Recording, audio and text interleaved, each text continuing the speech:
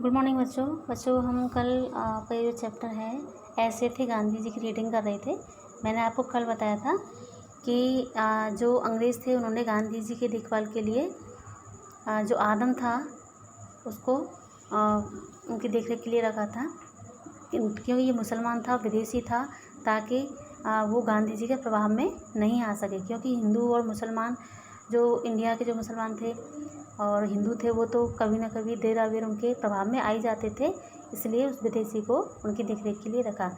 लेकिन जो आदम था धीरे धीरे 3-4 दिन तो बहुत सख्ती से पेश आया, लेकिन धीरे धीरे गांधी जी के व्यवहार को देखकर, उनके जो दिनचर्या की चीज़ें थी उनको देखकर, ठीक है, उनसे प्रभावित हुआ और फिर ऐसे बहाने खोजने लगा ताकि उनकी सेवा कर सके और उनकी सेवा के लिए समय देखने लगा। तो जब एक बार गांधी जी बीमार पड़ गए तो उसने गांधी जी को काम करने से मना किया, तो गांधी जी ने यही जवाब दिया कि देखो भाई आदम, ये सूरज अपना काम कभी नहीं छोड़ता है, ठीक समय पर निकलता है और सारे संसार को रोशनी देता है, तुम्हें अपना काम कैसे छोड़ूं। ठीक है, अब आइए रीडिंग करते हैं। आदम बेचारा यह बात सुनकर चुप हो गया, क्योंकि वह स्वयं भी धर्मनिष्ठ था। जब गांधी जी की बात सुनी आदम ने कि जब सूर्य अपना काम समय पर करता है वो, तो मैं अपना काम समय पर क्यों नहीं करूं, मैं अपना काम क्यों छोड़ूं, तो वो भी चुप हो गया। और क्योंकि वो भी धर्मनिष्ठ था, धर्म में विश्वास करता था, नियमानुसार नमाज पढ़ता था, इस दलील का असर उस पर भी पड़ा।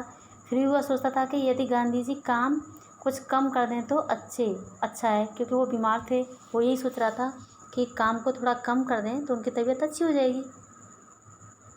थोड़े दिनों बाद तबीयत कुछ अधिक बिगड़ी तो गांधी जी ने खाना कम कर दिया।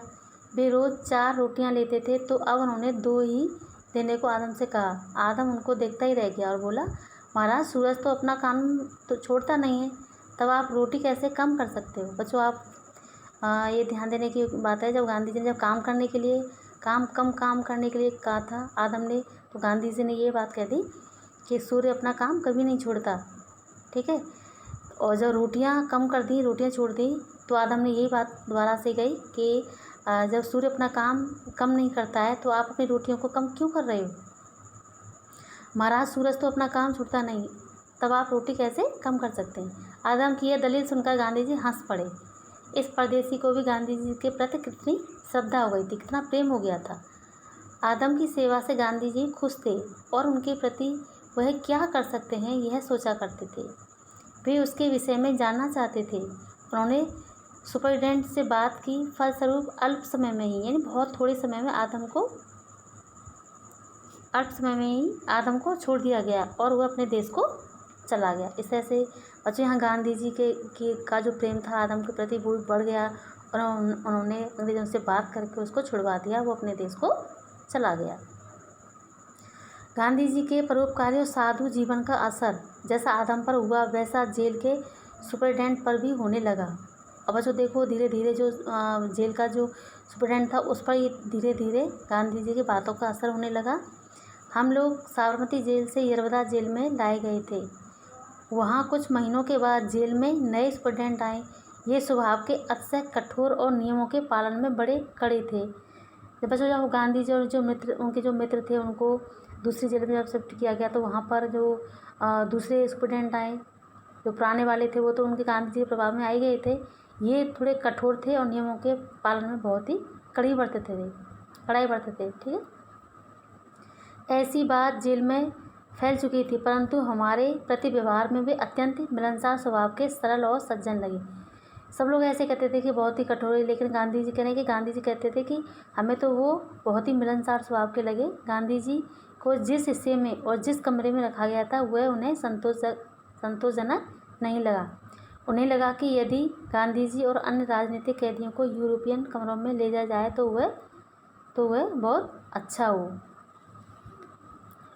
तो ये जो नए स्टूडेंट थे ये मतलब मन से अच्छे थे, क्योंकि गांधी जी को अलग इस तरह से अलग थलग रखा गया था जहाँ कोई सुविधा नहीं थी। उनको भी ये बात अच्छी नहीं लगी। वो भी चाहते थे कि जैसे यूरोपियन जो रखे जाते हैं वैसे इनको भी उन कमरों में सुविधा दी जाए, उनको वहाँ रखा जाए। स्टूडेंट से यह बात गांधी जी के आगे रखी। गांधी जी को यह विचार पसंद आया और उन्होंने उन कमरों में जाने की अनुमति दे दी। निश्चित दिन हम लोग अपना सामान लेकर इस नए वार्ड में आ गए।